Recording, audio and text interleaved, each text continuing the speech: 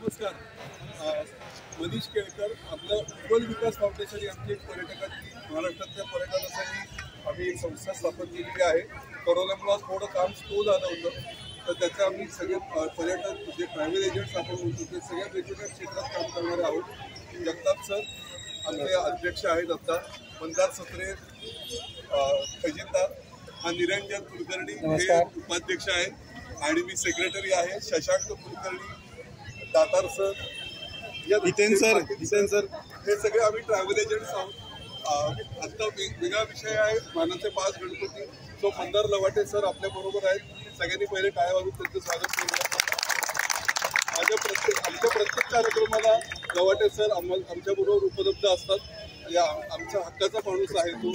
पुण्याविषयी किंवा इतिहासाविषयी काही कोणालाही प्रश्न असेल तर तुम्ही आता आपल्या वॉकमध्ये आपण सगळेजण ऐकणार आहोत. आत्ताचा आपला वॉक ऑलमोस्ट आपण वी आर ऑन टाईम, पण आपण आता सगळे ग्रुपनी जाणार आहोत.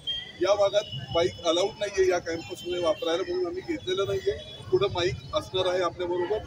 मानाचा पहिला गणपती कसबा गणपती, योगेश्वरी, गुरुजी तालीम संघ, तुळशीबाग आणि नंतर केसरीवाडा. केसरीवाड्याच्या तिथेच आउटसाईडला सुग्रण म्हणून रेस्टॉरंट आहे. तिथे साधारण 20 लोकांची कॅपॅसिटी आहे. तर तिथे जेवण सगळ्यांचं सांगितलेलं आहे. सगळ्यांनी जेवल्याशिवाय जाऊ नये, महत्त्वाची वेळ. सो उज्ज्वल विकास फाउंडेशन आणि आमच्या सगळ्यांच्या तर्फे तुमचं सगळ्यांचं स्वागत. Over to Mandar Lavate sir, परत एकदा आपण त्यांचं स्वागत करू. उत्सवाची परंपरा फार जुनी आहे. पुण्यामध्ये जवळजवळ 4 कोटी मोडी कागद आहे. शनिवारवाड्यातली रेकॉर्ड रूम जी होती ती ब्रिटिशांनी सांभाळून ठेवली. पहिल्यांदा नानावाड्यात हलवली, मग या इथं बावडेकर वाडा आहे तिथं हलवली आणि नंतर त्यासाठी स्वतंत्र एक ऑफिस बांधलं जे आता आयनॉक्स टॉकीजच्या समोर किंवा काउन्सिल हॉलच्या समोर आहे. मराठी लोकांची जिथे जिथे सत्ता होती तिथले प्रशासकीय, लष्करी कागद, सामाजिक कागद आणि सर्व प्रकारच्या त्या काळच्या समाज जीवनाची माहिती देणारे असे हे 4 कोटी मोडी कागद आहेत.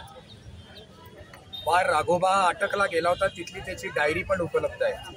पण हे सगळं मोडीत आहे. त्याला रोजकिर्दा असं म्हणलं जातं. आणि गावोगावच्या लोकांकडे पण कागद होते आणि त्यावरनं भारत इतिहास संशोधक मंडळात 20 लाख मोडी कागद आहेत. डेक्कन कॉलेजला पण आहेत. आणि त्या मोडीतल्या नोंदीनुसार आपण असं ठामपणे म्हणू शकतो की 200-250 वर्षापूर्वी सुद्धा, त्याच्या आधी पण असणार, महाराष्ट्रात गणेशोत्सव चालू होता. गणेशोत्सव हे भाद्रपदातलं व्रत आहे, आपल्याला माहिती आहे, त्यामुळे ते खूप पूर्वी चालू आहे. 250 वर्षापूर्वीचा जो कागद आहे तो असा आहे की सासवडजवळ गराडे नावाचं एक छोटंसं गाव आहे. जे तुम्ही सासवडून पुण्याला येताना बापदेव घाटातनं आलात तर तिथं ते गराडे लागतं. त्या गराड्याची पाटीलकी पहिल्या बाजीरावांनी विकत घेतली होती आणि नंतर त्यांनी ती पुरंदऱ्यांना देऊन टाकली. त्या काळात पाटील हा गावचा मुख्य माणूस असेल आणि पाटलाला काही हक्क असत. म्हणजे समजा गावचा बाजार असेल तर जो न्हावी आहे त्यांनी पाटलाची हजामत मोफत करायची, वाण्याने तेल द्यायचं, जे चपला विकतात त्यांनी चपला द्यायच्या. आणि मग इतर सणासुदीलाही त्याला काही हक्क होते की होळीला पहिला नारळ त्यांनी अर्पण करायचा. आणि त्यामध्ये एका हक्काचा उल्लेख असा आहे की पहिला गणपती पाटलाचा जाईल. आता याचा अर्थ असा आहे की पहिला दुसरं करायची वेळ केव्हा येते, जेव्हा खूप असतात. त्यावेळेस सुद्धा छोट्या गावातली लोक सुद्धा एकत्र येऊन विसर्जनाला जात होती, हे आपल्याला यातनं स्पष्ट होतं. शनिवारवाड्यात नानासाहेब पेशवा म्हणजे हा ज्यांचा पुतळा आहे त्यांचा मुलगा बाळाजी बाजीराव यांनी अत्यंत थाटाने गणपती उत्सव साजरा केला. पेशवे हे अत्यंत श्रीमंत होते.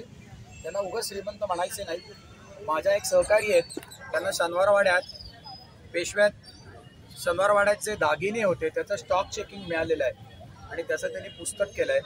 त्या स्टॉक चेकिंगची सुरुवातच अशी आहे की फुटकळ हिरे 50,000, माणिक 2.25 लाख, मोती 1.25 लाख. आणि तुम्ही ते जाऊन पेशवे दप्तरला बघू शकता, त्या काळच्या रेकॉर्डमधल्या या नोंदी आहेत. आणि तेव्हा सोनं 15 रुपये तोळा होतं. तर पेशवे गणपती उत्सवाचे जे खर्च आहेत त्यामध्ये असं लिहिलं आहे की 6 किलो केशर उधळलं आणि केशराचा रेट होता 60 रुपये शेर. म्हणजे आजच्या भाषेत 2 लाख रुपये किलो झालं. आणि 6 शेर केशर ते गणपती उत्सवात उधळत असत. माझी आपली मध्यमवर्गीय वृत्ती उफाळून आली. मी म्हटलं तेव्हा असतो तर वेचून घरी नेलं असतं. अजून एक असा उल्लेख आहे की नदीवर जाईस्तोवर 80 रुपयाचा गुलाल उधळला. तर ते अत्यंत श्रीमंत लोक होती आणि त्यामुळे थाटामाटात तिथे गणपती उत्सव साजरा होत असे. पुढे तो सगळ्या पिढ्या चालू राहिला. आपल्याला माहिती आहे माधवराव तर मोठे गणपती भक्त होते. त्यांनी त्रिपूरला जाऊन देव ठेवला. त्यांचं अनुकरण सगळ्या सरदारांनी केलं आणि सगळ्या सरदारांकडे मोठ्या उत्सवात गणेशोत्सव चालू झाला. 1817 साली इथं युनियन जॅक लागला आणि शेवटचा पेशवा दुसरा बाजीराव ब्रिटिशांशी सेटलमेंट करून बिठूरला गेला. ब्रह्मावर्त जे आज कानपूर जवळ आहे तिथे तो 121 गणपती बसवायचा पहिल्या दिवशी आणि मध्ये 121 तोळ्याचा सोन्याचा गणपती बसवायचा आणि 121 गणपती 1.5 दिवसांनी विसर्जन व्हायचे. म्हणजे राज्य गेलं तरी त्यांचं ते गणपती उत्सव चालू होता. 1817 नंतर पुण्यामध्ये घराघरात गणपती उत्सव चालू होते. सरदारांच्याकडे गणपती उत्सव चालू होते आणि 1892 साली खाजगीवाले हे इंदोरला गेले आणि तिथे त्यांनी थाटात गणपती उत्सव होत असलेला बघितला आणि त्यांनी पुण्यात गणपती उत्सव सार्वजनिकरित्या सुरुवात केला. पहिल्या वर्षी 3 गणपती बसले. भाऊरंगारी, घोटवडेकर आणि खाजगीवाले. टिळकांनी केसरीमध्ये एक 12-15 ओळी लिहून त्याचं कौतुक केलेलं आहे. त्यात कोणाचंही नाव नाही आहे. फक्त गणेशोत्सव साजरा झाला आणि मिरवणूक वेगळ्या पद्धतीने निघाली असं म्हणलेलं आहे. पुढच्या वर्षी टिळकांनी सपोर्ट दिल्यामुळे एकदम गणपती 3चे 100 झाले आणि मग त्यात वाद निर्माण झाला की 100 झाल्यावर कोणी पहिलं जायचं. कोतवाल चावडीमध्ये, आता कोतवाल चावडी नाही आहे, जुन्या लोकांना आठवत असेल, 1995 पर्यंत आता दगडूशेठचा मांडव जिथे आहे तिथे कोतवाल चावडी होती. तिथं लोक जमली होती आणि वाद व्हायला लागल्यावर टिळकांना काही लोक जाऊन बोलून घेऊन आली. तेव्हा टिळक म्हणले की पुण्याचं ग्रामदैवत कसबा गणपती आहे त्यामुळे ते पहिले जातील. जोगेश्वरी हे दुसरं ग्रामदैवत आहे आणि त्यामुळे ते दुसरे जातील. आणि तेव्हापासून हा क्रम मानाच्या गणपतीचा चालू झाला 1894 पासून, जो आज तागायत आपण फॉलो करतो आहोत.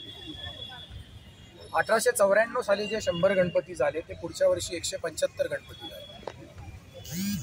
काही काळातच पुण्यावर प्लेगचं संकट आलं आणि प्लेग इतका भीषण होता की त्याच्या ज्या नोंदी आहेत 1896 साली जानेवारीत मुंबईत प्लेग आला आणि ब्रिटिशांनी सगळी काळजी घेतली होती. रेल्वे स्टेशनवर डॉक्टर ठेवले होते, पोलीस होते, तरी सुद्धा त्यांची नजर चुकवून 2 लोक पुण्यात आली आणि ते रविवार पेठेत लोणारळीत उतरली आणि तिथं प्लेगचा भडका झाला. जेव्हा पुण्याची लोकसंख्या 1 लाख होती तेव्हा रोज 150 लोक मरत असत, म्हणजे 450. म्हणजे आत्ताचा एपिडेमिक किती खोटा होता हे तुम्हाला सगळ्यांना त्यावरनं कळू येते. प्लेगची वर्णनं अशी आहेत की 4 जणांच्या पाठीवर 5व्याला पोचवत असताना पोचवणाऱ्याच्या काखेत गाठ यायची आणि तो घरी येतोवर त्याची पोचवायची वेळ यायची. आणि त्यावेळेस मुश्किल होतं, रस्ते नव्हते, वीज नव्हती, संपर्काची साधनं नव्हती, त्यामुळे मृत्यूदर खूप होता. हॉस्पिटल्स नव्हती, पुरेसे डॉक्टर नव्हते आणि त्यामुळे केसरीमध्येच लिहिलेलं असं आहे, काही माझ्या मनचं नाही आहे, की लोक प्रेत घराबाहेर सोडून देत आहेत, झाडावर सोडून देत आहेत. पुण्यात माणुसकी नावाची गोष्ट नाही. पण हे इम्पॉसिबल होतं की तेव्हा जॉईंट फॅमिल्या होत्या. एकाच दिवशी जर का घरातले जे आपले अत्यंत प्रिय आहेत अशी 3-3, 4-4 लोक मेली तर काय व्हायचं. हे सगळं जानेवारी नंतर पुण्यात जे चालू झालं, प्लेगबाबत एक होतं की तो 2-3 महिन्यात थांबायचा. 1892 साली जूनमध्ये रँडला चाफेकरांनी गोळी घातली, तेही आपल्याला माहिती आहे, तो वेगळा विषय आहे. पण तरीसुद्धा पुण्यात गणपती उत्सव थांबला. वस्तुतः संकट आली की लोक म्हणतात देव वगैरे काही नसतो, मी एवढं करतोय तरी माझ्याकडे बघत नाही. पण पुण्यामध्ये सार्वजनिक गणपती थांबले नाही आणि गणेशोत्सव सुद्धा थांबला नाही. पुढे 1917 साली इन्फ्लुएन्झा आला होता. इन्फ्लुएन्झाची लाट एवढी भीषण नव्हती पण परिस्थिती गंभीर होती. तेव्हाही हाच प्रकार झाला, गणपती उत्सव कंटिन्यू झाला. पुढे मोठं संकट आलं ते 1961 साली पानशेतचं धरण फुटलं आणि नदीपासून 2 किलोमीटरमध्ये सगळ्यांची घरं वाहून गेली. म्हणजे त्याची आकडेवारीच आहे, 100% पडलेली किती, अर्धवट पडलेली किती, पाडलीच पाहिजेत अशी किती, आणि शब्दशः घराबाहेर पडलेली लोक फक्त कपड्यानिशी राहिली. आणि आज आपलं घर आपण का ओळखतो, ते शेजारचं बाजारचं माहिती असतं म्हणून. जेव्हा पेठेतच माती झालेली असते तेव्हा घर ओळखायचं कसं? ज्यांचे अगदी फार मोठे माइलस्टोन आहेत की शनिवारवाड्याच्या बरोबर समोर त्याला सापडेल, पण मेणे घाटच सगळा मोडला असेल अशी अवस्था होती. पण 12 जुलैला तो पूर आला आणि सप्टेंबरमध्ये पुण्यात गणपती उत्सव साजरा झालाच, तो काही थांबला नाही. सेनादत्त पोलीस चौकीशी मिलिटरीनी घरं बांधून दिली होती, ज्याला निसेल हट म्हणत असत, आठवत असतील लोकांना. लोकांनी त्या घरात पण गणपती आणले, तिथे सुद्धा गणपती उत्सव थांबला नाही. एवढी पुणेकरांची गणपतीवर दृढ श्रद्धा आहे. किंबहुना पुणेकर आलाय याची मोठी साई नसते की तिथे गणपती उत्सव असतो. मग तो जर्मनीत जाईल, USA मध्ये जाईल, कुठेही जाईल. कॅप्टन शिवा दामले जे होते, ज्यांनी महाराष्ट्र मंडळ स्थापन केलं, त्यांनी सेकंड वर्ल्ड वॉरला फ्रंटला गणपती बसवला. आणि त्याची वर्णन आहेत की सगळे अमेरिकन आणि ब्रिटिश लोक बघायला आले आणि ते पण नाचात सामील झाले वगैरे. त्यामुळे गणपती उत्सव आणि मराठी माणूस याचा अतूट नातं आहे. टिळकांनी जेव्हा प्रमोट केला तेव्हा केसरी पार लाहोर कराचीपर्यंत जात असे. तेव्हा केसरी विकली होता, त्यामुळे ते अगदी शक्य होतं. क्वेटापर्यंत जात असे. आणि चित्रमय जगत नावाचं एक मासिक आहे, तुम्हाला कधी बघायला मिळालं तर बघा. 1931 पर्यंत लाहोर आणि कराचीमध्ये जी मराठी माणसं गणपती बसवतात त्यांचे फोटो त्यात बघायला मिळतात. नंतर स्वातंत्र्यानंतर सगळी परिस्थिती बदलली आणि आज गणपती उत्सव काही हजार गणपती आहेत. 1990 पर्यंत जी मिरवणूक फक्त लक्ष्मी रोडनी जायची ती आज पुण्यात 13 मार्गावरनं जाते. थोडा त्रास होतो आपल्यासारख्या पांढऱ्या देशांना, पण मी एक लक्षात घ्या की गणपती उत्सवात हिंदू समाज जेवढा एकत्र येतो तेवढ्या कुठल्याच समाजात कुठल्याच उत्सवात येत नाही. कोणीही कोणालाही जात विचारत. आणि आज कधी नव्हे ते आपल्या पुढे जी संकट आहेत त्यात सगळ्यात संकट हे आहे की प्रत्येक माणसाने जात घरात ठेवली पाहिजे. ते उपजत असतं. म्हणजे आम्ही कोकणस्थ म्हणतो हे देशस्थ आहेत चालेल, देशस्थ म्हणतात हे सुधारायचे नाहीत, हे चिकट आहेत, हे कोकणस्थ आहे. पण हे सगळं घरात ठेवलं पाहिजे आणि रस्त्यावर आपण हिंदू म्हणून एकत्र आलो पाहिजे. आणि हे टिळकांनी जाणलं होतं म्हणून त्यांनी गणेशोत्सव प्रमोट केला. हा गणेशोत्सवाचा धावता आढावा आहे. आपण आता कसब्याकडे जाऊ आणि तिथे माहिती घेऊ.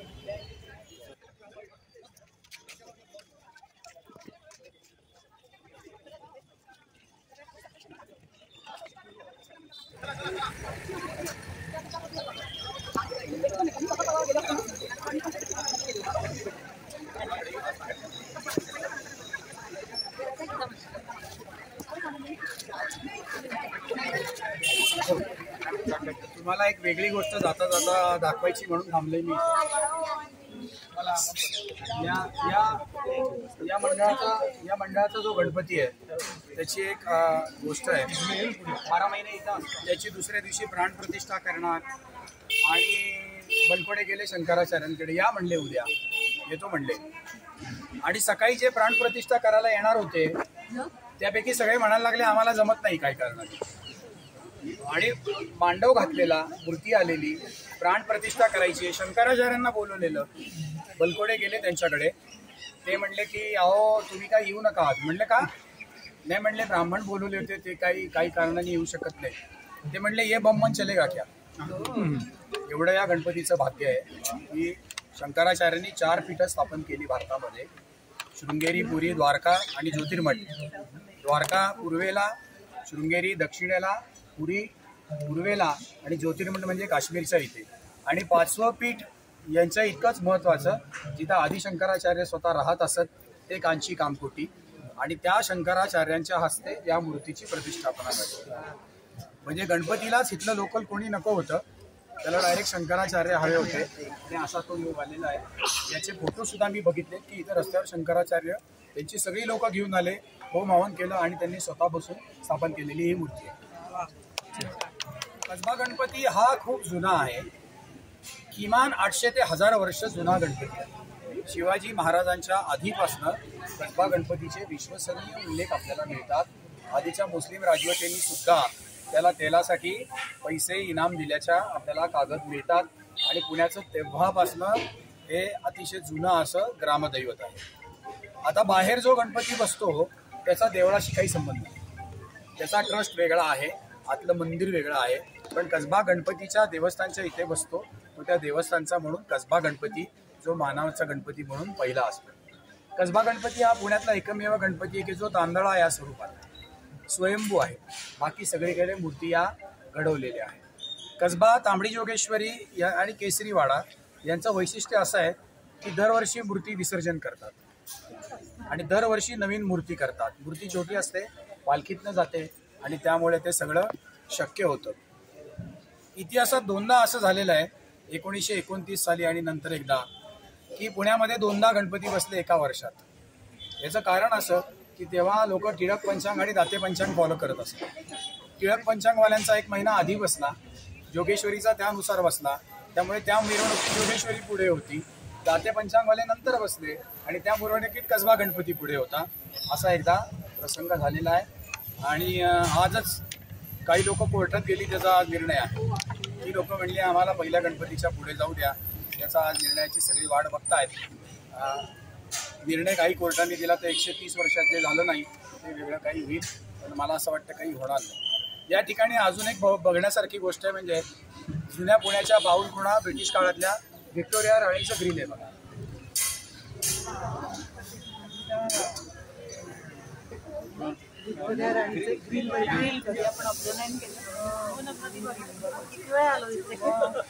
पुण्यामध्ये अशी अजून 4-5 ठिकाणी आहेत, कारण स्वातंत्र्य मिळाल्यावर 75 वर्षांनी सुद्धा हा वाडा टिकून आहे. आणि सत्तेनुसार माणसाला वागायला लागतं, याचं एक मोठं उदाहरण आहे. आता कसबा गणपतीचा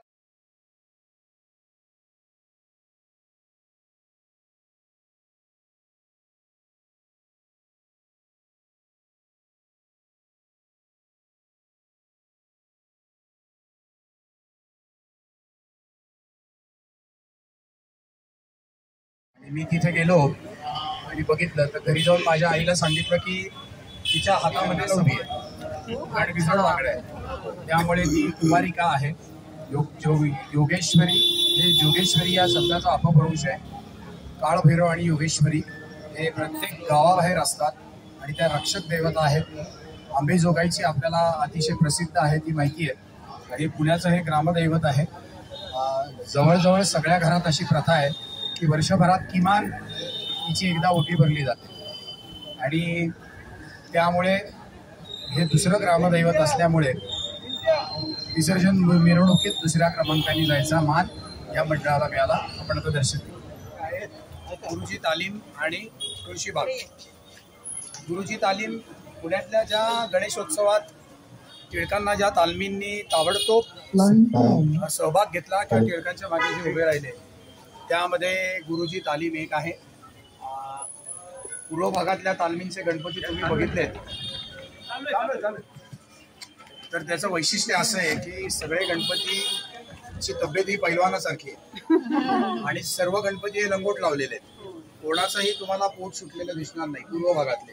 मग ती जोत्याची तालीम असेल, साखळीपीर तालीम असेल, घसेटी तालीम असेल, अत्यंत उत्तम बांधेसूद मूर्ती आहेत आणि त्या सगळ्या मूर्ती या 1894-95 साली केलेल्या आहेत. त्यामुळे ते तालमीत झालेल्या ज्याचं शरीर झालं अशा पैलवानाला उभ्या राहून केलेल्या आहेत. आज बऱ्याच लोकांची तब्येत पावडर खाऊन झालेली असते, ज्याला ते सप्लिमेंट म्हणतात, पण त्या खरोखर सुंदर मूर्ती आहेत. आणि अशीच एक जी तालीम होती, निंबाळकर तालमीचा गणपती सुद्धा तुम्ही बघितला असेल. जाता जाता मी तुम्हाला ही गोष्ट पण सांगतो, नागेश शिल्पी नावाचे एक ग्रस्त होते जे बीजे मेडिकलमध्ये अॅनाटॉमी शिकवायचे, शरीरशास्त्र, आणि त्यांनी पुण्यात केलेल्या 5 मूर्ती आहेत त्या अत्यंत सुंदर आहेत. त्यातली सगळ्यात प्रसिद्ध मूर्ती आपल्याला माहिती आहे ती म्हणजे दगडूशेठ, श्रीमंत दगडूशेठ. त्यानंतर निंबाळकर तालमीचे आहे, किलब्या मारुतीचे आहे, गरुड गणपतीचे आहे आणि जागोबा तालीम म्हणजे श्रीनाथ टॉकीज जे पूर्वी होतं तिथे बाहेर 10 हाताची जी मूर्ती आहे, अशा 5 मूर्ती नागेश शिल्पीने केलेल्या आहेत आणि त्या आवर्जून बघण्यासारख्या आहेत. माती गणपतीच्या समोरच्या मंडळाची पण त्यांनी केली आहे. परफेक्ट अॅनाटॉमी ज्याला म्हणता येईल, म्हणजे माणसाचं शरीर हे प्रमाणबद्ध असतं. तुमचा आणि माझा कोणाचाही चेहरा बरोबर एवढा असतो, आता एवढा चेहरा असतो, त्याप्रमाणे त्याला ताल असं म्हणतात. ते शरीर किती तालाचं हे ठरलेलं असतं आणि मूर्ती गणपती प्रमाणबद्ध नसला तरी चांगला दिसतो, तो भाग वेगळा. म्हणजे पालीच्या गणपतीला तर फक्त सोंड आहे, पण जाणत्या मूर्तिकारांनी केलेल्या मूर्ती या अत्यंत देखण्या दिसतात. या 5 मूर्ती त्यांनी केल्या आहेत आणि 1894 पासून ज्या ज्या तालमी गणेशोत्सवात सहभागी झाल्या त्यातली गुरुजी तालमीची मूर्ती आहे आणि परंपरेने आपण आता जे आपल्या मानाचा तिसरा गणपती आहे. आता गंमत अशी आहे की मला नेहमी प्रश्न पडतो की खाजगीवाले आणि गोटवडेकर यांचे गणपती गेले कुठे. हॅलो, खासगीवाले आणि जी मागची बाजू आहे आणि हा सरदार खासगीवाल्यांचा वाडा होता, मागची बाजू. मग यावर संशोधन झालं पाहिजे की त्यांचा गणपती इथं बसायचा का, तो कुठे गेला वगैरे. पण संशोधनाची गोष्ट आहे ती. आणि पुढे तुळशीबाग सगळ्यांची महाराष्ट्रातली प्रसिद्ध आणि त्यांचा खटावकरांनी गेलेला गणपती आहे, तो फायबरचा आहे. मला वाटतं फायबरची ती पुण्यातली पहिली मूर्ती असेल आणि तो आपला परंपरेने जाणारा चौथा गणपती आहे. आणि 5वा गणपती केसरीवाडा आहे. त्याच्याविषयी जी माहिती आहे ती आपण तिथे जाऊन घेऊ. तुर्तास या दोन्ही गणपतींचं दर्शन घेऊ.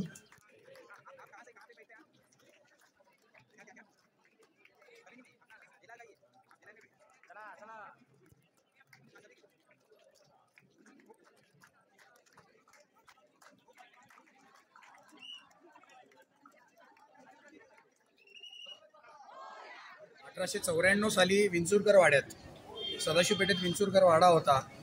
आता तो पाडून नवीन बांधला आहे कुंटेकर रोडला. तिथे टिळकांनी स्वतः गणपती बसवायला सुरुवात केली आणि 1905 साली त्यांनी हा वाडा विकत घेतला गायकवाडांकडनं बडोद्याच्या. पहिल्यांदा त्याचं नाव गायकवाड वाडा होतं. आणि या वाड्याने स्वातंत्र्य चळवळीतल्या अनेक गोष्टी, अनेक लोक बघितलेली आहेत. 1894 ते 1905 तिकडे गणपती बसवला जायचा आणि त्यानंतर या वाड्यात गणपती बसवला गेला. गणपती उत्सवावर 2 पुस्तकं आहेत. पहिलं पुस्तक नेने घाटांनी लिहिलेलं आहे आणि दुसरं पुस्तक केसरी वाड्याने लिहिलेलं आहे 1953 साली. नेने घाटाचं पुस्तक ज्यांनी लिहिलं ते 50 वर्ष तो गणपती बसवत असत नेने घाटाचा. आणि त्यात त्यांनी लिहिलं की 1 वर्ष टिळक तुरुंगात होते आणि त्यामुळे गणपती बसवू नये असं वाटत होतं. आणि टिळक सुटले आदल्या दिवशी आणि नेने घाटाची लोक त्यांना भेटायला आली. ते म्हणले उद्या गणपती बसवत आहे ना. म्हणले त्या वाक्याने एकदम सगळे चार झाले. रात्रभर तयारी केली आणि दुसऱ्या दिवशी गणपती बसवला. ते म्हणले अहो तुम्हाला भाषण करायला बंदी आहे. टिळक म्हणले मी येणार आहे तुमच्याकडे दरवर्षीप्रमाणे. ते म्हणले भाषण करायला बंदी असली तरी अध्यक्ष म्हणून यायला बंदी नाही आहे आणि त्यामुळे मी तुमच्याकडे येणार. मुमुक्षू नावाचं एक वर्तमानपत्र तेव्हा होतं आणि पांगारकर नावाचे गृहस्थ ते काढायचं. त्या मुमुक्षूमध्ये पांगारकरांनी लिहिलं आहे की यावर्षी गावात गणपती बसतात की नाही अशी परिस्थिती होती. तेव्हा टिळकांनी गावात फेरी मारली आणि दुसऱ्या दिवशी सगळे गणपती बसले. इतकी लोक टिळकांना मानत असत. 1942 साली अनंत चतुर्दशीच्या मिरवणुकीवर बंदी होती आणि पुण्यामध्ये एकदाच असं झालंय की सर्व गणपतीची मिरवणूक कोजागिरीला निघालेली आहे. ब्रिटिशांनी मिरवणुकीवर बंदी घातली आणि सांगितलं की आम्ही सांगू त्या रस्त्याने प्रत्येक मंडळाने जायचं, आम्ही सांगू तेवढीच लोकं घ्यायची आणि वेगळं वेगळं जायचं. तर लोकांनी याला विरोध केला. म्हणले जाणार ते आम्ही एकत्रच जाणार. तेव्हा केसरीने असं आवाहन केलं होतं की जागेवरच अक्षता टाकून तुम्ही गणपती विसर्जन करा किंवा केसरी वाड्यात गणपती आणून ठेवा तुमच्याकडे जागा नसेल तर. आणि मग 40 दिवसांनी सर्व मंडळांची एकत्रित परवानगी ही केसरीच्या नावाने दिली गेली आणि ते 40 दिवसांनी विसर्जन झालं. त्यामुळे केसरी आणि संबंधित सर्व लोक ही गणेशोत्सवाचं नेतृत्व तेव्हापासून करत असलेले आपल्याला दिसून येतात. स्वातंत्र्याविरुद्धच्या चळवळीत लोकांना एकत्र आणणं किंवा जागृत करणं आणि एकंदरीत समाज जागृतीसाठी टिळकांनी गणेशोत्सवाचा फार मोठा उपयोग केला आणि ते हा उपयोग करतायत हे इंग्रजांना कळायला खूप वर्ष जायला लागली. आणि मग इंग्रजांनी एक एक निर्बंध घालायला सुरुवात केली. पहिला निर्बंध त्यांनी असा घातला की मानवामध्ये कुठल्याही मानवाचा फोटो लावायचा. मग केसरीने तेव्हा ठळक चौकट टाकली होती त्यांच्या वृत्तपत्रामध्ये की ब्रिटनची राणी आणि गव्हर्नर यांचा फोटो मानवात लावा आणि ते खटले भरतात का मग बघू. मग पुढच्या वर्षी त्यांनी करेक्शन केली की ज्ञानेश्वर आणि तुकाराम सोडून कोणाचाही फोटो मानवात लावायचे नाही. मग त्याच्या पुढच्या वर्षी बंधन घातलं की टिळक महाराज की जय ओरडायचं नाही, शिवाजी महाराज की जय ओरडायचं नाही, टिळकांचा फोटो मानवात नको, शिवाजी महाराजांचा फोटो मानवात नको. अशा अनेक निर्बंध ब्रिटिश सरकार दरवर्षी घालत होतं. पण त्या सगळ्यातलं तावून सुलाखून हा गणेशोत्सव पुढे जात राहिला. मोठे मोठे नेते होते. आज आपलं भाग्य आहे, तुम्हाला कदाचित माहिती असेल कदाचित नसेल, की काळ करते परांजपेंचे वंशज आपल्या बरोबर आहेत आज. अमोक परांजपे आणि अच्छा. काळ ते सुद्धा त्या काळामध्ये गणेशोत्सवात निरनिराळ्या गावामध्ये जाऊन व्याख्याने द्यायची, समाज जागृती करायची. आणि ती जी लोक होती त्यात परांजपे होते, जिन्सीवाले होते, भांडारकर होते, टिळकांचे सगळे सहकारी होते. आणि त्याची सगळी सूत्र किंवा त्याची सगळी रूपरेषा ही या वास्तूत ठरवली जात असे. 1920 पर्यंत आपल्याला माहिती आहे टिळक हयात होते. दुर्दैवाने ऑगस्ट 1920ला गेले. आणि मला फार जाणून घ्यायचं होतं की टिळक गेले त्या वर्षी गणपती उत्सवावर काय परिणाम झाला. पण इथं लायब्ररीमध्ये 1920 सप्टेंबरचे अंकच नाही आहेत दुर्दैवाने. तेव्हा सगळी वर्तमानपत्र ही विकली होती, एकदाच निघायची आठवड्यात. त्यामुळे ती गोष्ट मला अजूनही जिज्ञासा आहे की त्या वर्षीच्या गणेशोत्सवावर टिळकांच्या निधनाचा काय परिणाम झाला होता. आणि टिळक किती मोठे होते हे तुम्हाला जाणून घ्यायचं असेल तर लोकमान्य टिळकांच्या आठवणी आणि आख्यायिका असे 3 खंड आहेत. बापट नावाचे एक गृहस्थ होते, त्यांनी टिळक गेल्यावर आवाहन केलं की तुमच्याकडे ज्या आठवणी आणि आख्यायिका असतील त्या पाठवा. तर त्याचे तब्बल 3 खंड म्हणजे 1200 वगैरे पानं आहेत. आणि त्या साध्या शेतकऱ्यांपासून बॅरिस्टर जिनांपर्यंत सगळ्यांच्या आठवणी आहेत. आणि त्या टिळक कायदेतज्ञ होते, टिळक मोठे गणिती होते, टिळक समाधी लावू शकत असत, टिळक बसल्या जागी मंगळावर जाऊ शकत, अशा सगळ्या वेगळ्या वेगळ्या लोकांनी लिहिलेल्या आठवणी आहेत. आणि कोणालाही टिळक आणि तत्कालीन काळाचा अभ्यास करायचा असेल तर ते खंड जरूर वाचण्यासारखे आहेत. आणि केसरी मगाशी म्हटलं तसं कराची आणि लाहोरपर्यंत जात असल्यामुळे सगळीकडे गणपती बसायला लागले. आणि त्या सगळ्याची सूत्र किंवा त्या सगळ्याच्या रूपरेषा आणि त्या सगळ्या गणपती उत्सवाला ज्यांचं मार्गदर्शन घडलं ते टिळक या वास्तूत राहत असत. आणि तुम्ही कधी वरती म्युझियममध्ये गेला नसाल तर आवर्जून जा, तिथं अजूनही टिळकांच्या अस्थी आहेत. तुम्ही आत गेल्या गेल्या समोर चंदनाची पेटी आहे, तिथं टिळकांच्या अस्थी आहेत आणि त्यांच्या वापरातल्या सुद्धा खूप गोष्टी आहेत. आणि एका मोठ्या नेता कसा असावा, पहाडासारखा सामान्य माणसाच्या मागे उभा राहण्यासारखा असावा, तसे टिळक होते.